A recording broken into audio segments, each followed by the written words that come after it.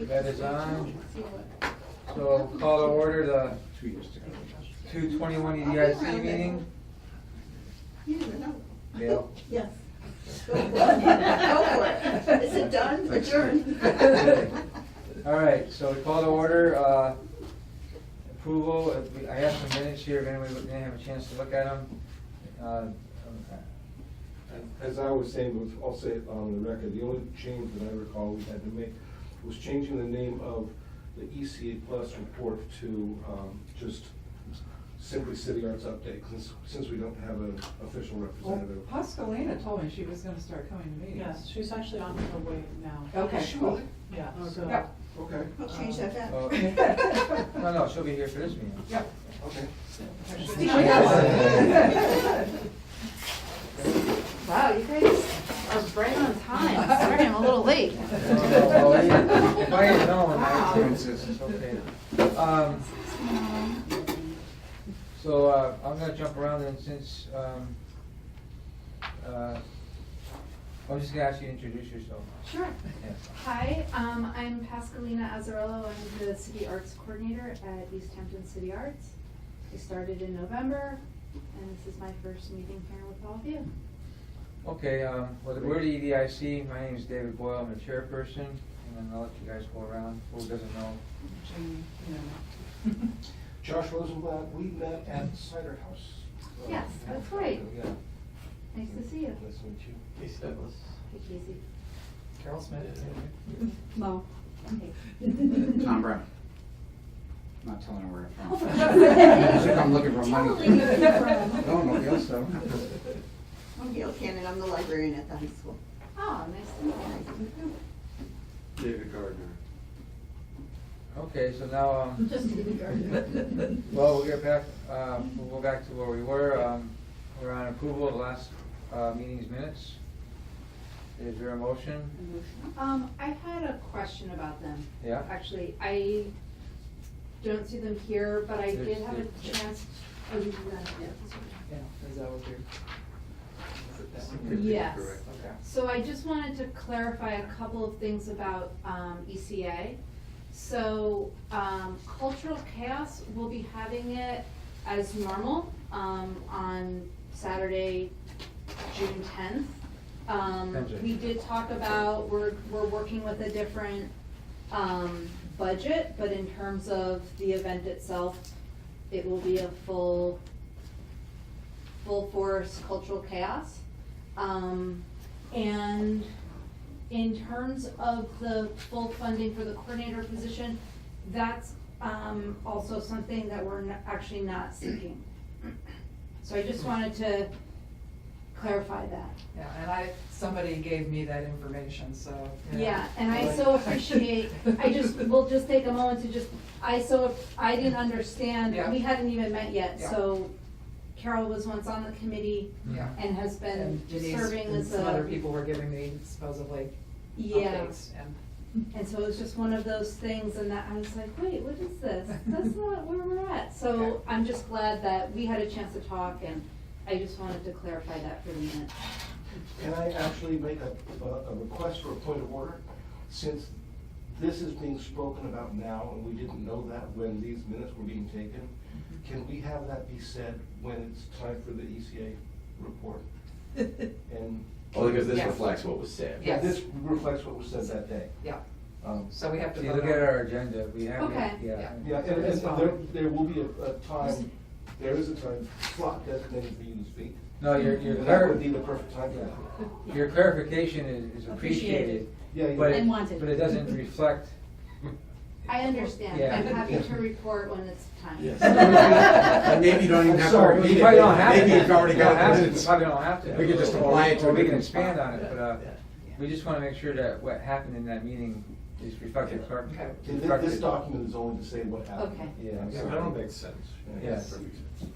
So I second the motion on the table that hasn't been done yet. All in favor? Aye. Okay. The next item on our agenda is public speak. I see nobody in presence, so we'll move on to Jamie and the planning department report.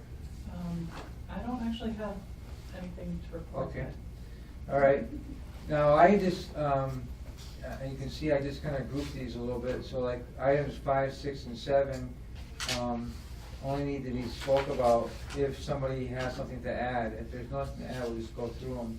But I'd like to go back to number 5, which is ECA Plus report, and just, ask you to expand on what you just were talking about. Meaning, if you were coming in here without that correction, what would you say to us? I feel like the corrections are taken care of. I don't feel like I Yeah. need to expand on that anymore. Yeah, okay. If I were to be here and to report, I would let you all know that Mo and the Chamber hosted a really wonderful listening lunch for members of the artistic and creative communities here in East Hampton.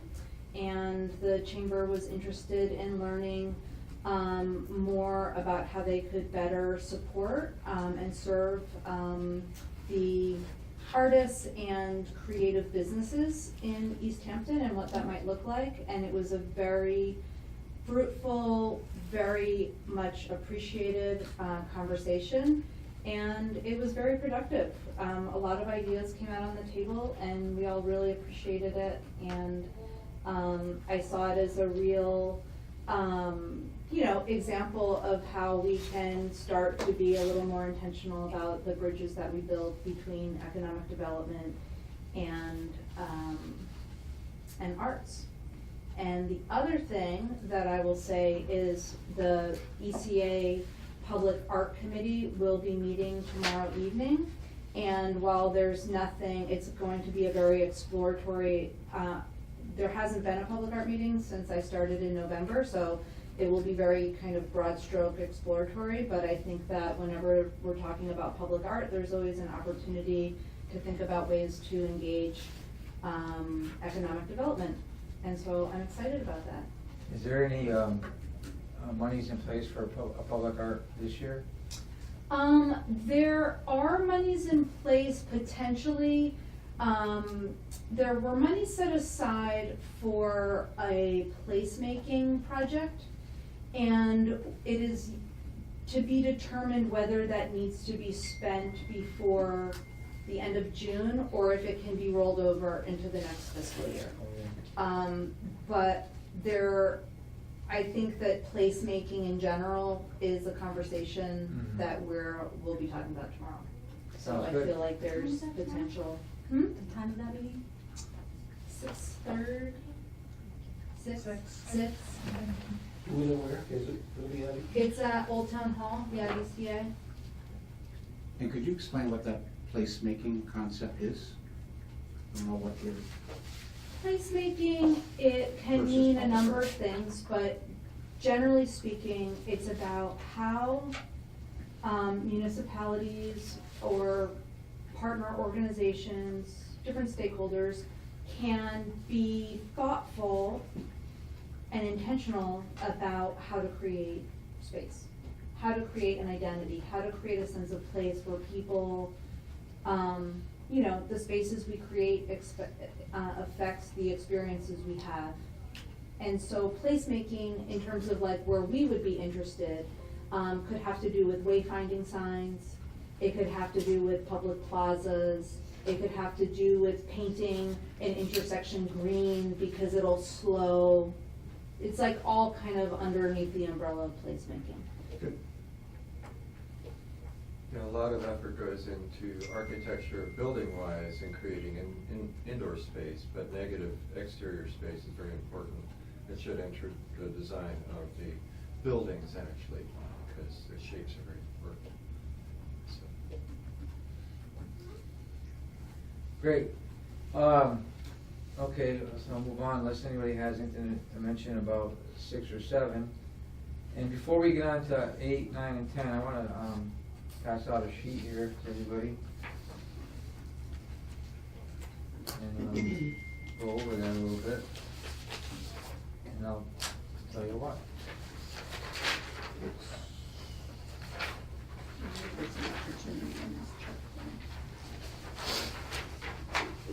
I think there's enough. No? Okay, now this is a chart about the size of retail businesses, and the point of this is not to talk about retail, but I think the chart does show something. I'll mention that in a minute, but if you look at the chart, you can see that between 2006 and 2016, in 10 years, the retail world has been turned upside down, and it's no surprise that Amazon is the big disruptor. My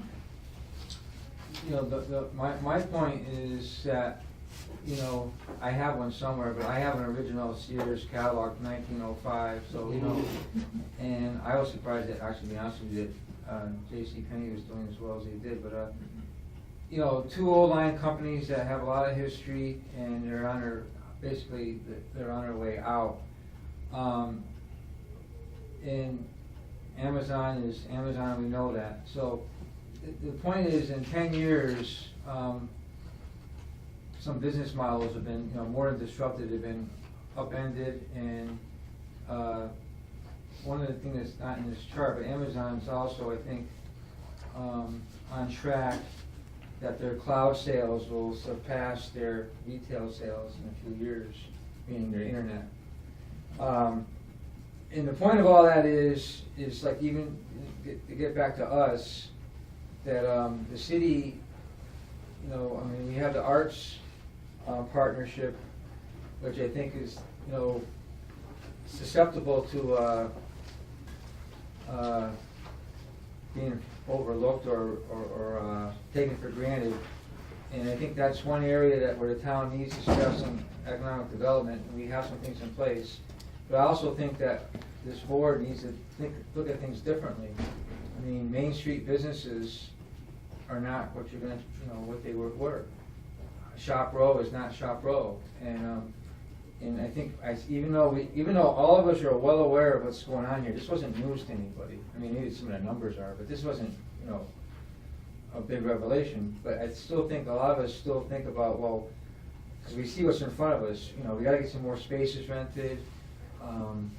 We got to work on this, work on that. And one reason why I bring that up is, and it goes back to our agenda, is, or numbers 8, 9, especially, is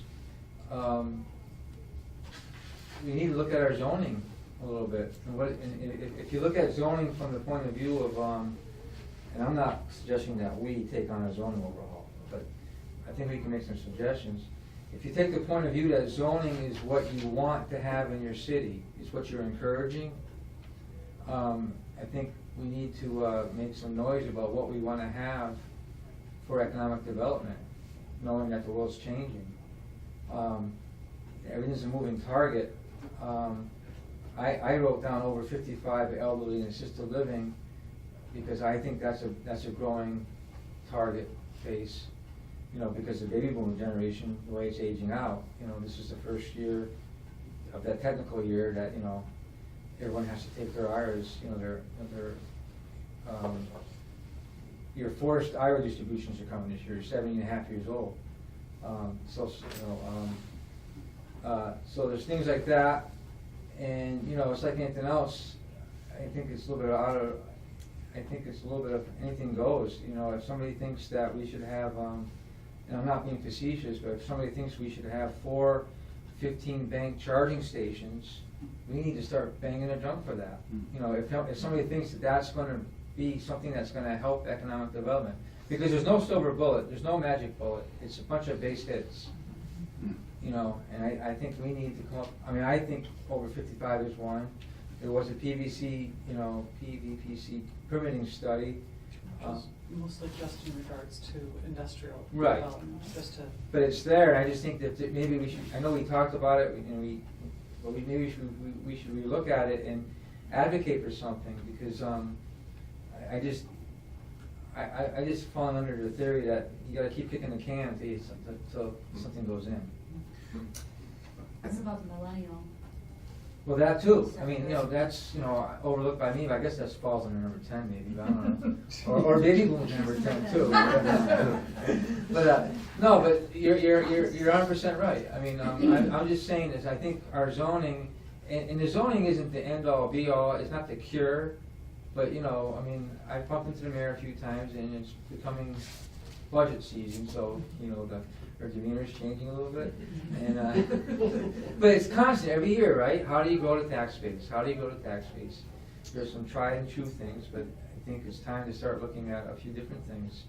That, and the fact that we have the turbulent times, and I'm being honest about that, you know, like today's immigration order, and we have the casino. So there are, you know, headwinds. And what are we doing? Since we're the EDIC, now if we were the poker club, we'd be talking about a nice set of cards or something, but you know, we're the EDIC, so what are we doing to do our part? Yeah, I think, Dave, a couple things come to mind when you were saying that, which is not just about the downtown or the whole community, about what we might want to be or want to look like, but the question might be, what can we look like? Because we might say we want a vibrant downtown, every storefront full, all of these little department stores, like going back to when we were growing up in town, but that's just not gonna happen.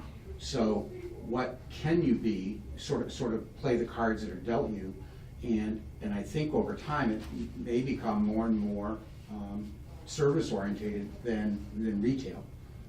And there's a little bit of a mix of that, so your small mom and pop, you know, grocery store, hardware store may still be around, but you're not gonna have, you know, your department store like Grant's or JCPenney in your downtown. It's not gonna happen. And in fact, the next step of these, as some of these fall, the next step, I mean, people are predicting the death of the malls. Mm-hmm. So get rid of a couple of these big anchors at Holyoke Mall, and now what happens to the mall itself? I mean, you now can go through there and see, someone told me the other day, they counted 12 empty storefronts in the mall. So, you know, there's this whole cycle going on there too, but I think the key has always been people living here that support the arts, the restaurants, the mom and pop grocery store and hardware store that build that community, and they're gonna end up doing their significant shopping on Amazon or what have you. They're already doing that. And I'll jump in on one thing about housing in a moment. Right, well, and there's also, you know, there is the reality of that, there's also a tourism piece. It feels to me that East Hampton is growing as a destination, in partnership with our, arts community and our food and beverage community, and then all of that, all of the, I don't want to call it, it's not sport, but the wheel that goes out from there. So I think there is a place for some retail, big box, no, but there is some boutique pieces that I think contribute to that tourism piece, which I think is just going to continue to grow. If I can kind of add to that, in the 15 years since Kate and I have been living here, we have seen the arts scene and the restaurant scene just explode exponentially. And I think for us to ignore that and not nurture it and capitalize on it would be cutting off our noses to spite our face. Especially since we have such Well, and I don't think it's gonna stop. I think it's really just the beginning, and I think that East Hampton, like, as someone not from here, who's new here, East Hampton offers a lot that no other surrounding town does. There's a character that's kind of cool, that you feel like you're getting in on something while it's still in development. People really like that. I'm from New York. This reminds me a lot of parts of Brooklyn 15 years ago, Jersey City. It's really like a certain kind of, it's more than gentrification. I think it's like about cultural development. And I think it's really, for economic development, it's really good to like keep our fingers on the pulse of that and really think ahead 5 years. Also, you know, New York City's becoming less and less affordable, like very quickly. And people are looking to the Hudson Valley, and then they're just looking right up the highway, and there's so much more economic stability, there's more jobs, there's universities. I mean, it's culturally what people are looking for, and I think restaurants, brunches, like that whole thing. I think of this, We're gonna say, statistics support that smaller boutique tourist atmosphere. And I think we're lucky, Which is- lucky that we have empty storefronts. So there's plenty of opportunity, and the mills have so much space that it's, before when I got involved, it always seemed like, the Holyoke situation where it's like, at some point we'll reach critical mass and people will actually be interested. Yeah. But I think we have reached critical mass, but we still have plenty of space. It's not Right.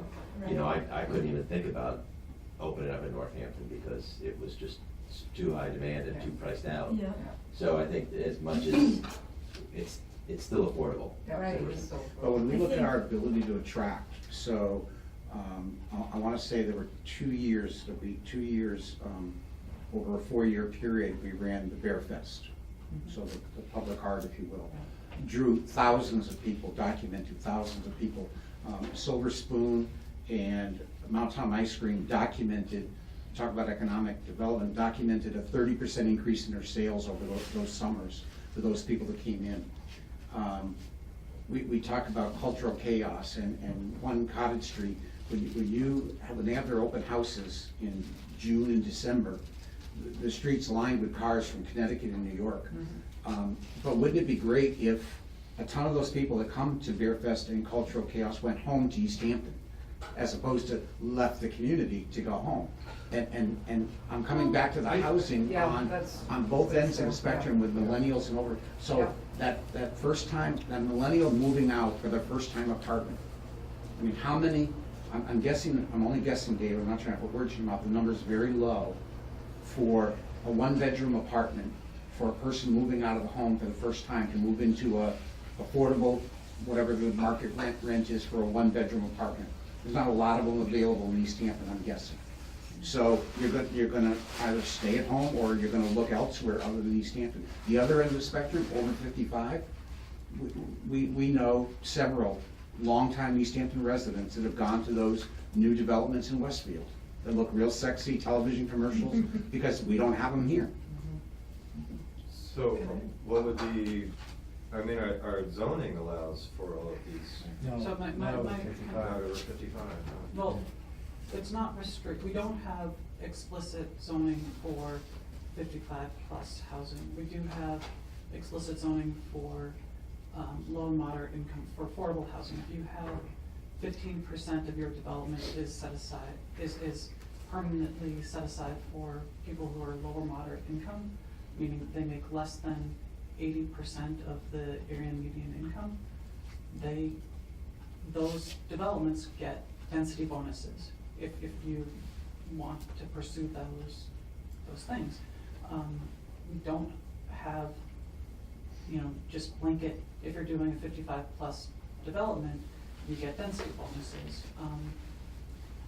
And we have plenty of land that can be developed, and in some ways, I think that the number 9 should be expanded from over 50. It should be just housing, period, because, we have, from the planning department perspective, I can tell you, a couple times a week, between a couple times a week and a couple times a month, we get people coming in asking if they want, to convert their home from a 2-family to a 3-family, a 3-family to a 4-family, single family to 2-family, and we tell them, oh yeah, sure, it's not that hard, and then you start to go looking at the specifics of what the zone requires and what that lot has, and you find out, actually it doesn't meet the lot size requirements, and, whatever it is now is what it's stuck at.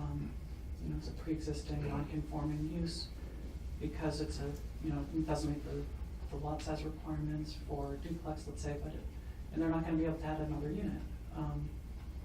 But some of those. When you refer, Jamie, to density bonuses over 55, affordable, I'm looking at those as kind of 2 totally different market segments.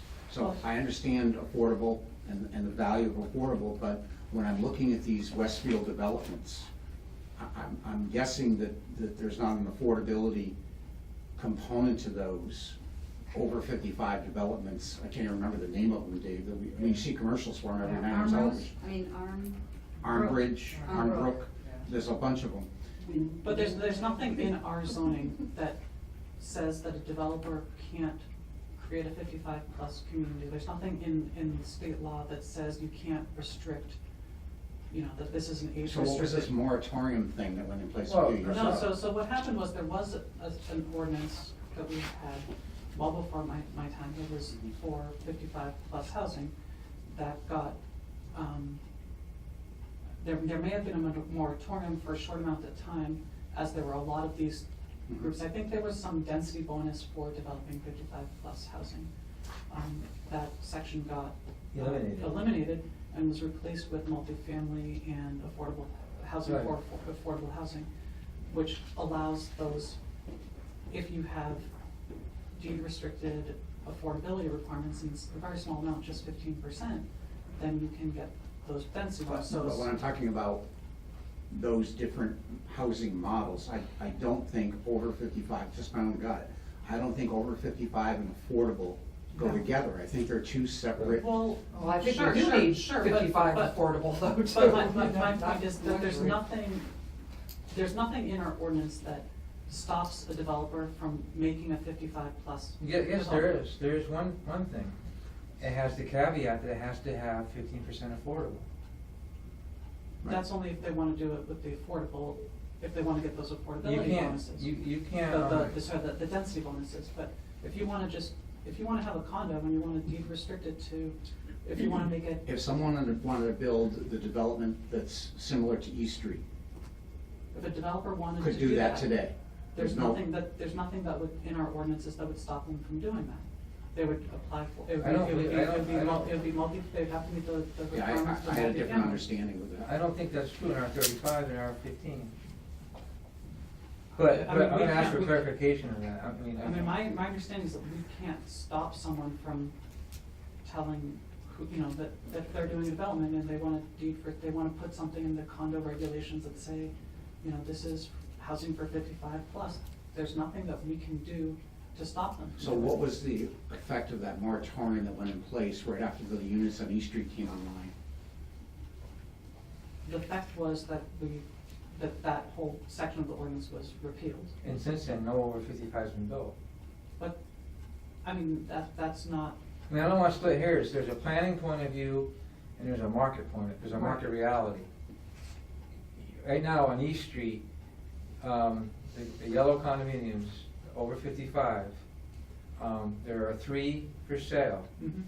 And they will never be listed by a realtor, because they're a waiting list. There's an informal waiting Right, list. because There's those the are- demand, so the demand is there. but those are for the affordable, those are for the deed restricted Yes. affordable units. Yeah, I think that No, because no, they have no, no, listed no, those no, there. no, They- no, they- no. they- No. The market is strong for over 55. There is a segment of the population that wants to live in over 55, Mhm. period. And I'm not saying we should throw out affordable, I'm just saying that we need to look at it and maybe place it in some places. We have some land available in town. I don't wanna get too specific, but I know it's right now going under subdivision cookie cutter. And if it went under over 55, I think it would, if it went under the over 55, the way we had previously, where it was codified in our ordinance, you would have a benefit to the city, because you would have less land being used, less city services being used, and higher taxes coming in. And I just think that's one thing that needs to be looked at. Sure, but I think that we should look at that, but we should also look at the housing, like housing. I in general. wholeheartedly agree, and I apologize for overlooking the millennials. That was the first thing You brought know, up. because I think also, it's, Accessory apartments. looking at, just do our minimum lot size requirements and our setback requirements make sense. You know, Yeah. maybe. The 3 maybe- families, you have to understand, are problematic from a different point of view.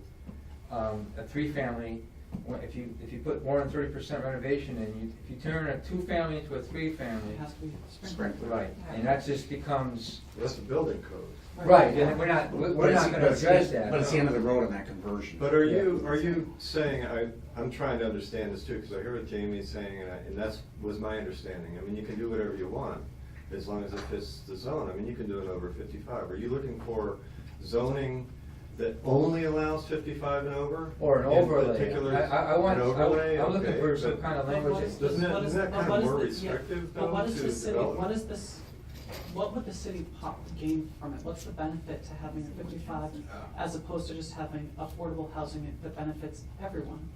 Because we have Well, millennials wait, that no, can afford. you gotta be careful, we because have- we affordable have housing, when it's families that are mentioned. moving out of the city because Wait. they can't buy homes. I know, but when we have quote-unquote official affordable zoning, affordable housing, and I'm not against it by any means. When you have that, the 15%, the median, all those, that is a different product than a market rate product. And there is a segment that does not want to be involved. I want affordable housing in general. My theory is that affordable housing is addressed in two ways. The one, through zoning and legislation, Chapter 40B, all that. But what's happening though in the marketplace, like everything else, smaller builders are getting smaller and bigger builders are getting bigger. Like you go in Northampton and you look at the HAP project. It's going to be a nice building, a beautiful building. It's going to be a well-managed building. It is not affordable to your traditional builder.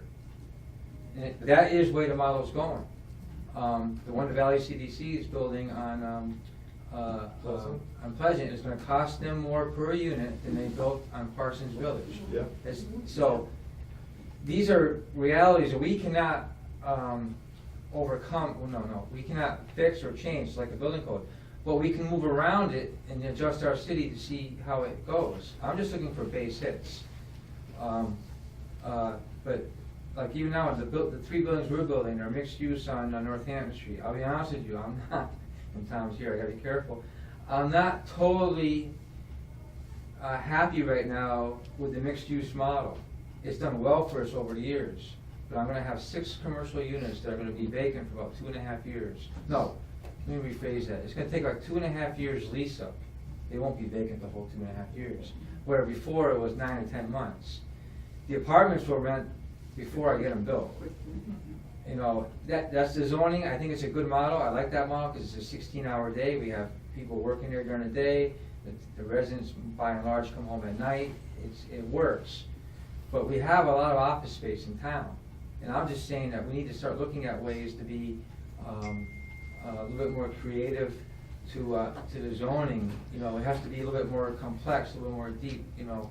Like you take the Hurry and Scurry building, there's been some scuttlebutt in town. No, there's been some scuttlebutt in town of building either a couple apartments on the first floor or a couple apartments on the second floor. Second floor.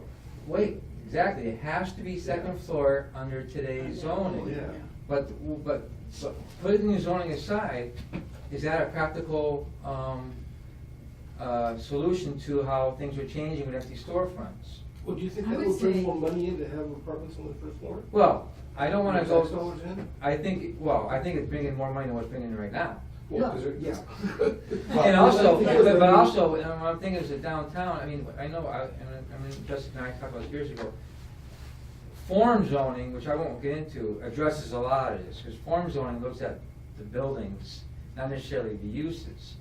But if you had 2 apartments there, you know, I know why we changed the zoning years ago. The storefronts we turned into first floor apartments. We have one left on Cottage Street, and they were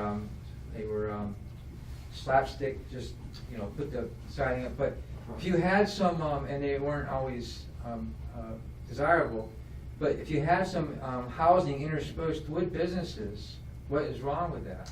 I don't think there's anything wrong with that in downtown. I would definitely have an opinion on whether residential needs to be first floor or second floor.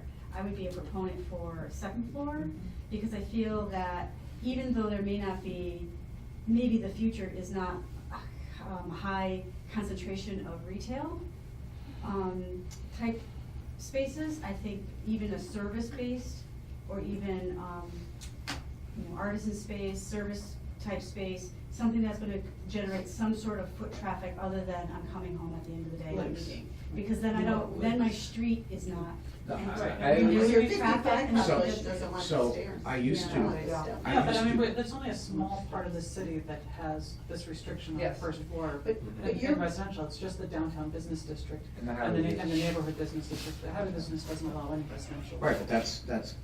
Well, it does on second Yeah. floors, yeah. Sure, you. Yeah. I hope so. Yeah. Otherwise, I've been in clear violation for 15 years now. Yes, on the second Yeah. floor, you can Second have, So, Well, so, when you say it's only. neighborhood business, you don't have to have, neighborhood business, you can have either or. I'm pretty sure that if it's new use, it still has to be first floor. No, because, across from the church, I built 10 apartments in neighborhood business. Okay. It's, I think we should have a little summary sheet about So- all that. so I the can bottom see line where is it was what going. Jamie Well, Well, it's in the zoning ordinance. When you say, It's when you say it's 230 only the pages. I have a little downtown, summary. you say it's only the downtown business district, but that's the key. I mean, we do want people living downtown. Yes. I used to agree with Bo. You never I don't anymore because, well, last time I looked, there's 4 or 5 empty storefronts on Cottage Street. Cottage Street, which we say is so vibrant, Yeah. there's 4 or 5 empty storefronts on Cottage. Right. At the moment, it's been that way for 2 years. Has it? Union Street's had 4 or 5 Well, for and part of almost that's 2 because years. it was a fire. Yeah, Fire. that's true. Fire as well. Where? At the brass, at the Platinum Platinum Home. Home. Platinum Home. That's Sure. getting fixed Sure, now, so but somebody's. let's see how fast they rent those storefronts. But getting Well, back to they're the. already They're not rent The ready. 55 and over thing.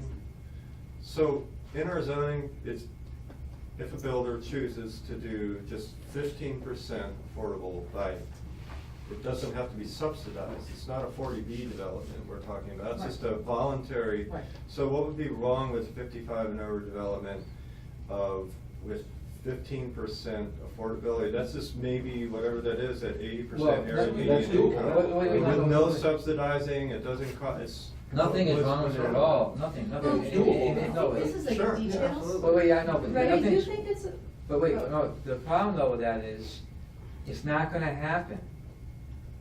To have 15% affordable, you have to give up 3 units profit, and no unsubsidized builder is gonna do that. And we can go ahead and That's stick to actually our. not, I mean, that's not completely true, because you get density bonuses. So if you're gonna develop with this affordable, you might get 5 extra units by only having to have 3 that are affordable. Well, And- and how many have been built by a private developer without subsidies since the ordinance was passed? I. Zero plus zero. I The answer is don't, zero. Zero. So- no, I mean, part of that is because in order to get a deed restricted affordable housing, you also have to have an affordable housing marketing plan for how you're going to market those units, income qualify the units. It's not as simple Well, as. my whole point though isn't to argue about fine the details of hurry and scurry. Part of that was to, because there has been conversations, but part of it was to make people think, do I want residents there, or no, it's a bad idea? What I'm trying to get at is, what is the EDIC doing? I think at some point in time, we need to tell the mayor, we have 3 ideas that we think are worth pushing to the ordinance committee. I don't care if the idea is National Litter Day on September 22nd. Well, I have an idea. Yeah, I was gonna say, what we should do is come up with 3 ideas. Yeah, and I mentioned one at the last meeting, having some EV charging stations around town. Yeah. What that does is, Yeah. generally, they're phase 2 charging stations, and they generally, average EV user might be down by an hour to 2 hours worth of charging. Actually, you can get a full charge in 2 hours. And they're located at parking meters, so you're paying the parking, and this is how it works in Northampton and Big Y, what was it, Big Y, I believe it was, in Northampton. So, people will target those places. People's Bank has them. So you might go there, plug in your vehicle, and find something to do for an hour or 2. I think that's And you know great. The what? high school has I'm one. a perfect example of that. Yes. I There's often a go, couple, there's one in the front lot and the back. Yeah. I often Where? go. Where? The high school. High school At has the a high couple school. plugs. Yeah, there's But plugs. you know, but see, Plugs on I'm the not gonna visitor go to the side. East Hampton plugs on- High to charge my car Well- and walk. Walk No, down but the the road. follow- Walk to the park. But to follow No, Dave's, but just, hold on for just a Yeah. sec. I often go into Northampton to do shopping there specifically, so I can charge my car while I'm doing it. That's right. For me to drive to the high school and park there to charge, I can walk to the park, yeah, but no money's coming back into the city. Well, no, Well, the but city but can you're right. base it on it. The high school is included. And I'm here. But the high school is included for two reasons. One, for its employees, Yeah. and two, we receive what they call chips, meaning points for the building of the high school, so they got more reimbursement. Exactly. But, like, with the follow Dave's point though, a little bit, so like Union Street is the beginning of the redesign process. Mhm. So if somewhere the town stated that we wanna have more EV charging stations, there'd be some credence to saying in the bid package or the design package that Union Street should have, I'm just gonna say, 3 5-bank stations. Yeah, you Included in figure that, like- no, there'll be a Yeah. grant, there'll be a, you know, Right. but I'm just saying, but it has credibility It's when, inherent. it's not an add-on by the DPW directors. Somebody has said, and the city has endorsed, that we think this would be helpful. It's Well, just. that would be an economic development suggestion, you know, bringing people in, because as they're charging, they're going to do shopping. Right. You know, and I Right. think, it seems to me, as opposed to getting bogged down in the details of zoning or what have you, what you're asking us is to think about, and tell me if I'm wrong, what is it that we're willing to, or wanting to guide? Well, there's that, and at some point in time, Think though, we about- will get bogged down a little bit into Right. details, because there's gonna have to be some kind of a concrete proposal. Right, but we need to have a shape Right. before we can. And I don't wanna recreate the wheel or Right. reinvent. but Can I do a quick point of order? Yeah. I think one thing that you said a few minutes ago is that we should have a few ideas that are concrete ideas that we can propose and take to the mayor.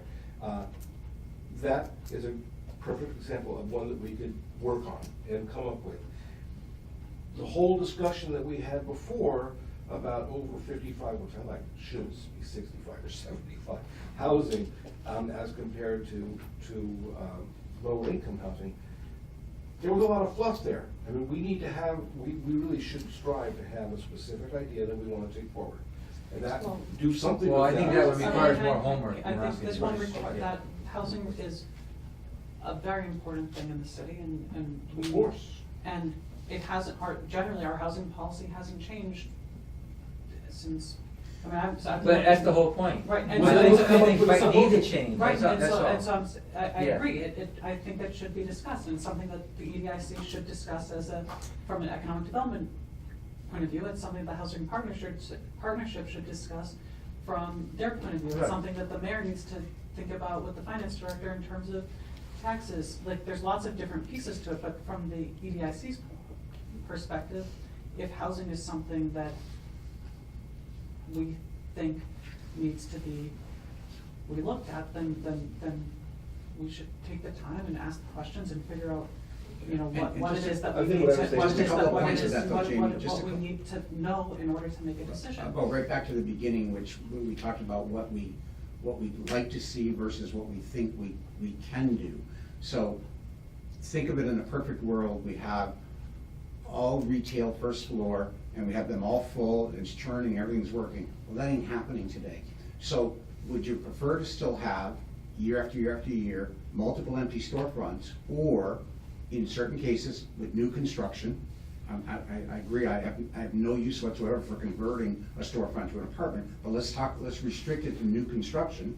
Somebody tears down a building downtown, why couldn't they build a nice unit that fits, it looks good, with apartments on the first floor? Would you rather have another empty storefront, or would you rather have people living there who might shop downtown and spend money? Or even 50% of first floor is Back- commercial. back- Well, I was you know. gonna say, one of the things that I think, like, look at Eastworks, you know, the live-in units, people get to live there, it's their, They're all- how about if you did sort of They're on the third floor.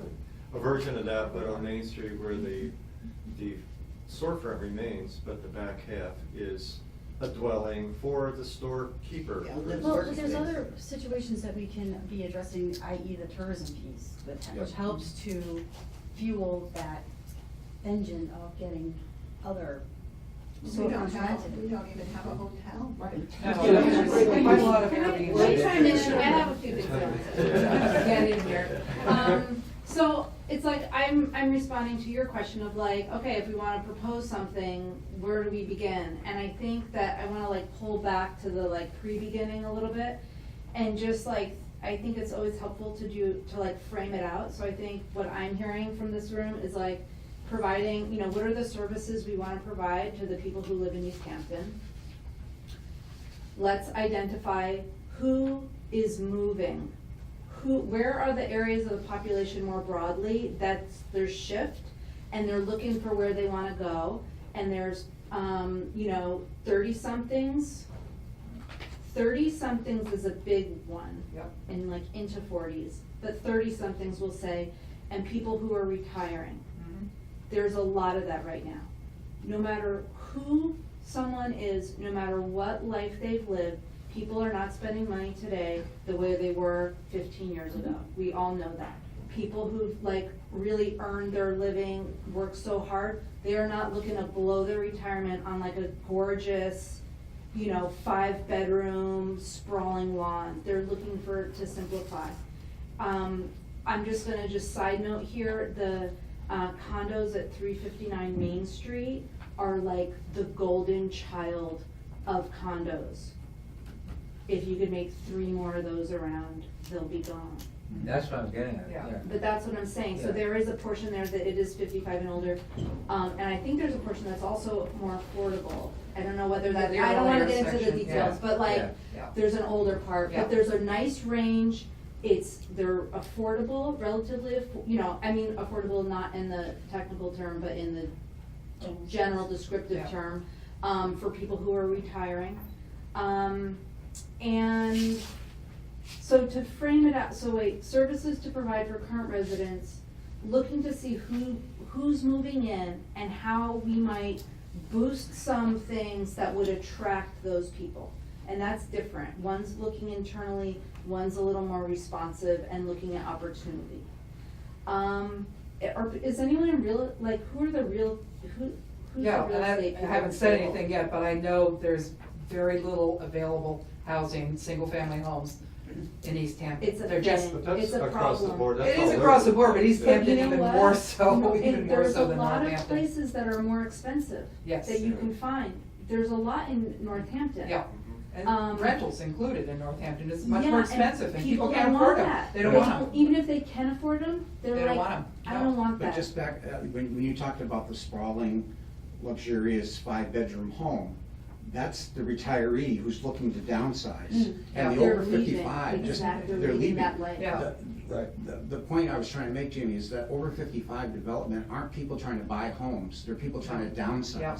Right. And they're all moving to Westfield right now, unfortunately. But, I mean, all my point is, our ordinance does not preclude someone from doing Yeah. a 55 development. But All it the- seems like it restricts it to a point they're not wanting to do it, because they're building them in Westfield, but they're not building them But here. here's my question, how do we get those people who have decided that's- to buy the residence in Westfield here? But Westfield is it, Right. is it a zoning issue? It's not, it's James not, was arguing it's not a it's not a zoning issue. zoning I don't issue. think it is. It's a lack of developers willing to pursue, any sort of development that is harder than a cookie cutter subdivision. Therein lies my point. Yes. Because as soon as you start talking about that, it's costing the developer money. And it's more cost effective for them to build that development in Westfield than it is to build it here, apparently, because they're springing up all over the place in Previously, Westfield, you got a and they're not density springing up bonus here. because it was over 55. You don't have a density bonus now because of age. So the reason I Well, we was- have to have a do density is bonus for identify based off why- affordability. I know, We but- should identify why it's more expensive to do it here. Whether it's zoning. Is land more expensive? I think so. No, it's because as soon as you start to put those restrictions on that Jamie's referring to, as soon as you start to put those hurdles in I'm place, sure they're still there's a, there. All I'm there's hearing a from ka-ching Jimmy to is that there that. aren't any restrictions. Yeah. What are the hurdles in place? There are. There are no if you want to do a. Affordable- If you wanna affordable- do a multifamily development, you can do it. There's for any age group, any. In the R15 and You can- R35 zone, if you wanna do a multifamily, it has to have an affordable housing component. You get a density bonus if you provide affordable housing. The 359 Main Street condominiums, they were criticized by Jim Sullivan, rest in peace, because he called them luxurious condos.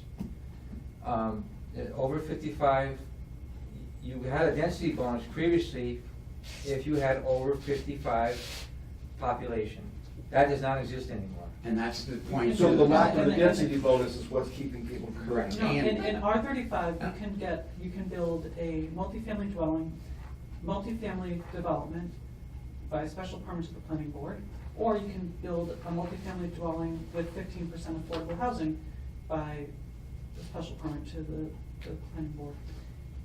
You can do it with or without the affordable. But you don't get any more, you don't get a density bonus in our. You only get a density bonus if you want to make it affordable. Right. I know, That's that's, only 15%. You guys are saying the same thing, Right, basically. but I guess You're saying the same thing. No, there used to be a density bonus Right. for over 55. And they took that away. With, it took that Right. away, Right.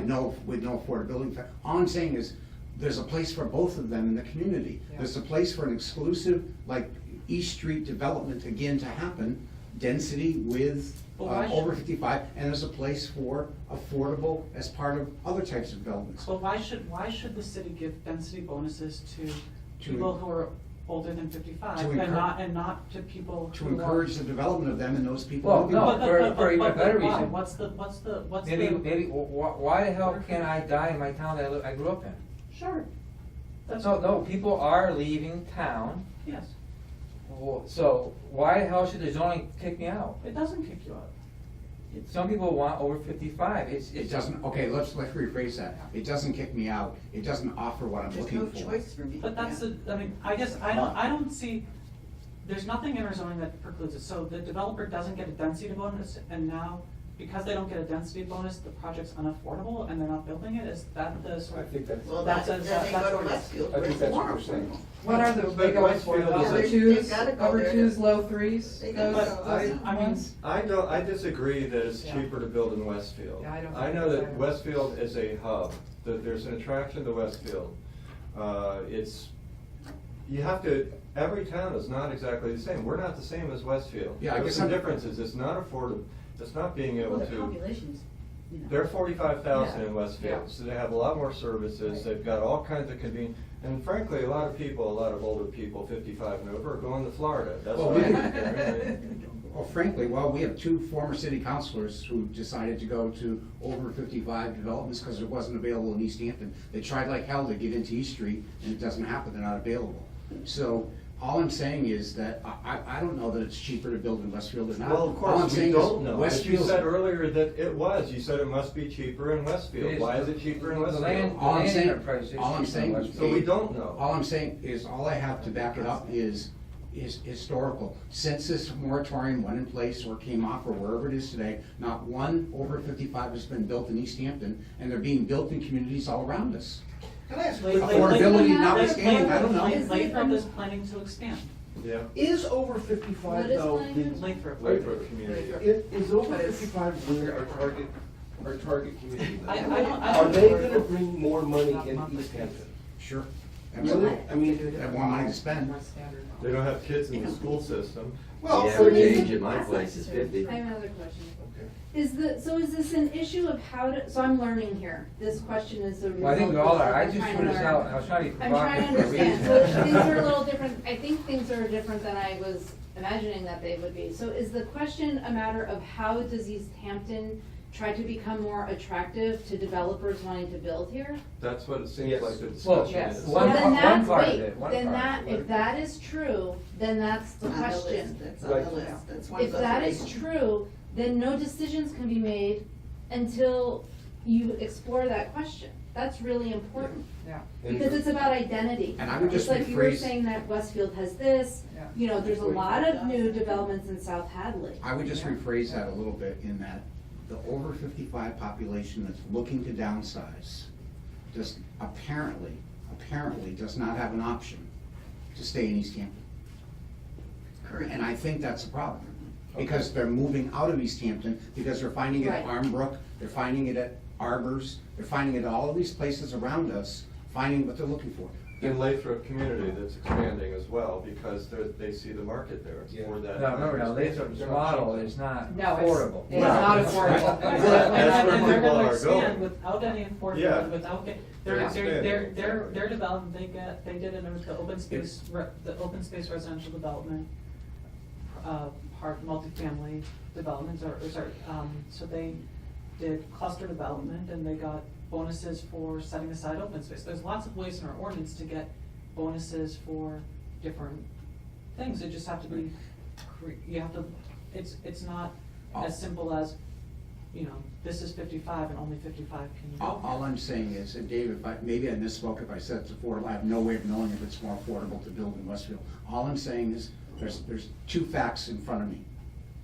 Affordable housing developments, over 55 developments going on around us, and none happening in the past 10 years here. So it's still a Let's question. explore the reason as to why Exactly. that's happening. It's a question of how to make East Hampton more Attractive. attractive to developers. Yes. That is that is That is what the revealed key. itself in the That's the conversation, crux. and Thank it's you. really important. And I don't know the answer, all I know is, there's a half a dozen choices in the greater Westfield area, and there's no choices here. And not Because the only one we have is full. are there people, like you were saying, who live here, who are from here, who wanna spend the rest of their lives here.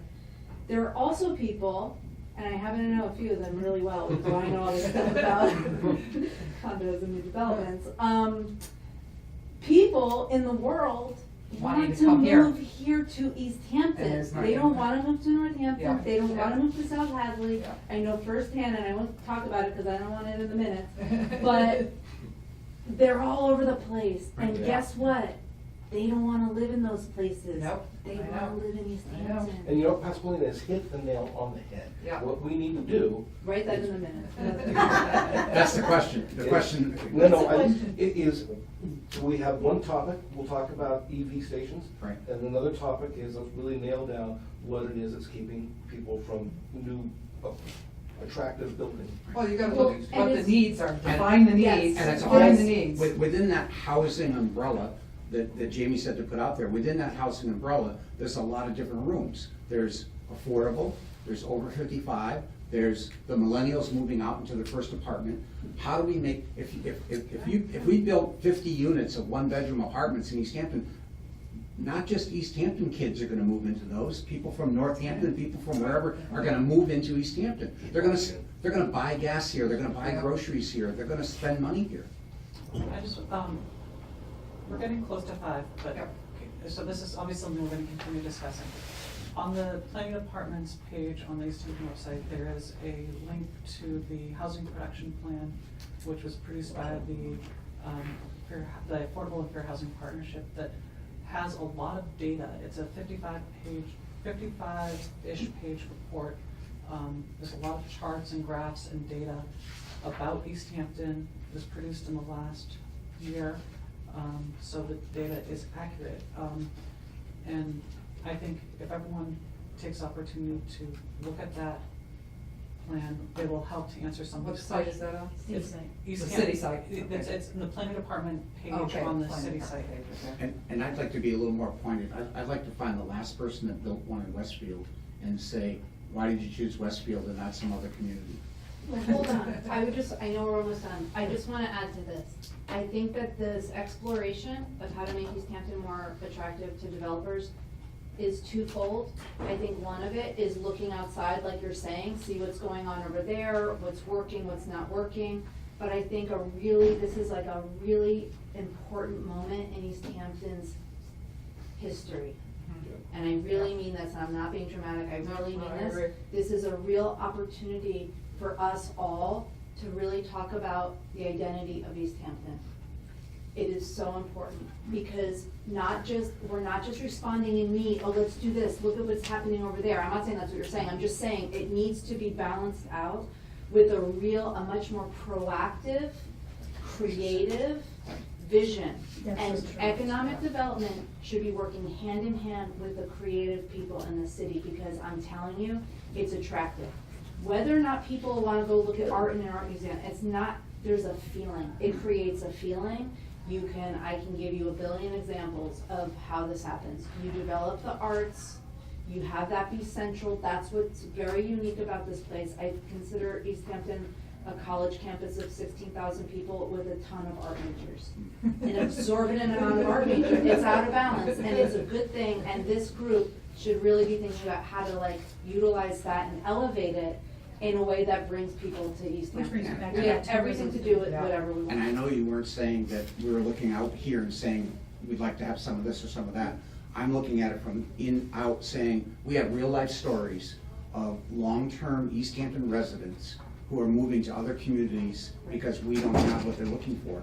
And that bothers me a bit, because, as Dave said, I can't die here, because if I want to downsize, I don't have a place, I don't have that community to go. But just another point of that is that she's saying that there's real demand for people to take their existing houses, so. at Yeah, least- absolutely. At least they there have is. that. Oh, totally. Oh, yeah, Yeah, they could be living in a and tent 30-somethings somewhere. will be with the Yeah, ranch house. If there wasn't that 30-somethings will move demand, into the then ranch they'd Yes, they will. be stuck. Exactly. So it's just, it's basically, it's turning over. Oh, yeah. You know, and it's Yeah. the conversation I had with Larry before he got Tavern on the Hill. I was like, Larry, look at the cars. The cars are newer, the cars are more expensive. Right. And this was 10 years ago. Right. It's turning over, you're absolutely right, but we want, I'm being selfish here, we want both ends of that transaction Right. to stay in Right. East Hampton. Right. Right now, they're selling their home in a heartbeat in East Hampton because there's nothing on the market. There's no- Both things like that? I Beneficial? Yes, I believe so. You sell your house, you Yeah. sell your house. Think of the dollars you spend in East Hampton in the course, and I don't even wanna know what they are. Think of the dollars you spend in East Hampton in the course of a year. And now you sell your home and you move to Westfield. Those dollars are going with you. Whatever it is you spend in East Hampton are gone with you. If I- Unless someone who can spend more dollars than me moves into my place. No, they're gonna do that anyway. Yeah, they're gonna The do question that is, where are you anyway. going with your dollar? That person's moving in He because wants you to keep sold. both. He wants. He wants to level up. I want both. Exactly. I want, so, Okay. when I I just down, wanna focus on one thing, is that from a planning perspective, from a On zoning living costs, perspective, but not- most of East Hampton is built out. We don't have many contiguous parcels of, more than 10 acres. Yep. And, for, where we do have them, there's a few parcels along, Northampton Street. There's some parcels, maybe along East Street and West Street, but there's not a ton of land available that isn't either, open space land or already, fully developed, maximize that. so let me get rid And of so it. this is, Well, this is no, wait, why, hold on. this is why I think that as part of this discussion about housing, we need to look at the zone requirements, the lot size requirements, the setback requirements, because there are many opportunities for infill development. You're not gonna get a developer who's gonna build 400 units of anything in one place in East Hampton anymore. But you Well, can do that. Let me in jump West ahead Hampton. now. Yeah. Let's say, I'll try to be quick so we can wrap this up. There's 3 things I want to say. But let's just say, for example, we are not gonna build on any more green space going forward. Mhm. All green space is gonna be open space. If that's the case, what would we do from a zoning point of view to address the questions that just came out?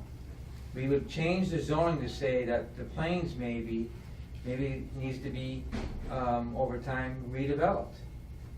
How would it be redeveloped? Do we want it to be multifamily, over 55? Do we want bigger lots? I'm not gonna, but what I'm getting at is, look at it, put yourself in a tight box. I wanna attract more people, I wanna take advantage of the 30s and over 60s that are happening. I wanna take advantage of the buzz, but I can't use green space, so what would I do? That's the problem. No, we gotta start, Well, we that's gotta the start. problem. There really isn't a lot of available So, land. so let Yeah. me just get radical for one quick moment. So the space on Main Street is zoned industrial, okay? I've only lived in East Hampton for 55 years, and that land has been zoned industrial and looks the way it is for 55 years. It's not making I will progress. venture a guess that we could all live another 55 years, and it'll still look the way it does today. What if somebody said, I'd love to build an arm brook there. I'd love to build this, oh no, we're saving that for industry. Well, keep waiting another 55 years and maybe industry comes. Think about existing open land that's just not zoned properly, that could potentially be zoned to allow something like a Loomis, or that might have multi-generational. So when my mother went through that process of end of life, it was independent living, assisted living, and nursing care. Yep. And she never left the building. Yep. Really, you don't. Look at Linda Manor up in Northampton and what they built. Phenomenal. People, East Hampton residents going to Linda Yeah. Manor. Guess what happens when you put mom or dad at Linda Manor? Son and daughter come and visit a lot. Son and daughter come to town, spend money. Guess what happens when mom or dad passes away? in Massachusetts, in East Hampton, the taxes stay, whatever estate taxes are, stay in the state.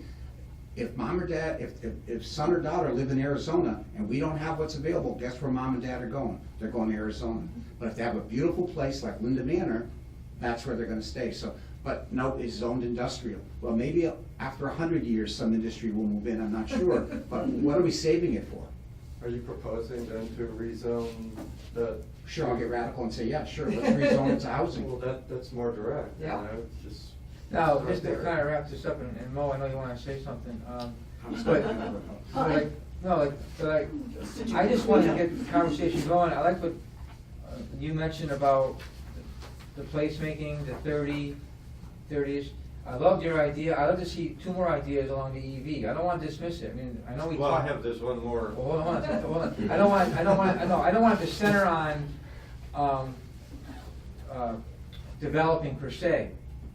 I just think the EDIC needs to, be churning some ideas that help foster, I think the arts is our ticket, so to speak. But we are a veteran community to a certain degree, and somehow we have to get that veteran community more involved with the arts. Right. Well, just, Theoretical- I'm sorry. No, go ahead.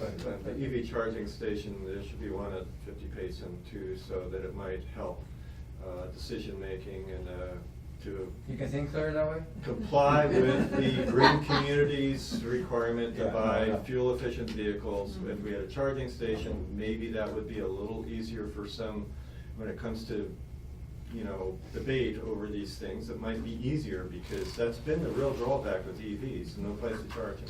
Well, the one other thing we've talked about in past meetings, that we talk about on the cusp of change here, and when, I'm gonna say when, not if, when the new school in East Hampton becomes Yes. a reality, 3 buildings that are centrally located downtown become available Yeah. on the market. Do you Who guys knows have like a what- 3-year plan? So For this board? What do you say, you got- EDIC. You there's guys like have a- like a 3-year plan? Because, and it might sound like really overwhelming, like, oh, who's gonna write it, like, oh, all these conversations, you just put a year on them.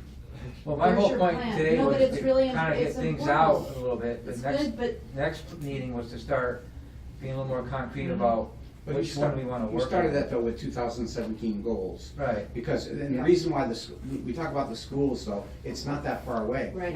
It's not, it's Yeah. 2017, we should be prepared by the end of the year with some Strong recommendations plan. for what, from an economic development perspective, we think would be a good use. Because if the stars and planets line up, that school's opening in the fall of 2020. Right. That's not that far away. And I'm just trying to, go ahead. I was gonna say we should adjourn soon.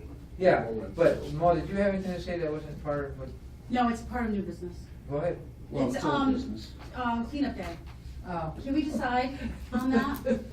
I would Can I like. make a proposal on that? I would like to recommend that we do, Not- that we do the cleanup day, but that we announce a new plan which says it's gonna be every other year going forward, as opposed to every year, every other year. Well, think we we need could to do that, discuss but we started every other year And then this year. people get. Yes, Well- I agree. I would agree to that. So we're gonna tell people, Forward. we're gonna tell people a month and a half before it's supposed to happen that it's not gonna happen. I Do you guess think we people can. notice? Well, just to point out that the city clerk, the rail trail committee, they're still doing Yeah, whatever they're they're doing doing, their so, thing. you know, That's so, what we so do. canceling it or not is, like, I think it's, does the EDIC wanna participate, but With the not. rail trail? With I think- With cleanup day, anything, it's- we make a timeline, I'm building upon what Jamie just said. Here's what's happening, you make 2 timelines, here's what's happening. So the school, the rail trail development, this, mill building, whatever. But here's what's happening, here's what we're gonna do. And you have a here's what's happening in East Hampton, and you have a here's what's happening in the world. 50 people are retiring, they're looking for a place to live. Cities are becoming not affordable. This is the plan. Well, but to answer your question, my suggestion is to forego cleanup day this year. The reason is sometimes things get appreciated when they're missed. And we take a break. Yeah. I'm not, and then, next year we And you can. can ask the question again next year. Well, actually, will you put this on next month's agenda for us to make a final decision on it? What? Because if Could be we too try to late, make a like final March. decision right now, we're gonna be here for another 20 No, minutes. no, let's, I think I'm okay, I'm serious. no decision is a decision. I think, Yes. In all but respects, here's, it is. here's what I would like to propose though, if we don't do the cleanup day, which I'm okay with, can we be, as an experiment, can we be totally silent about it? And let's see if anybody brings it up to us.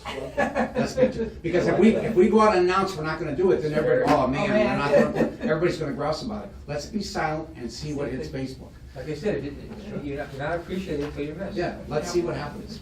That's fine. Silent, totally silent. So, Decision made, On the record, by the way. decision made, we Ready to won't, vote? We just- decision made, we won't do a formal cleanup day. now, does this year. anybody have anything that they really like to throw out, even though people wanna leave?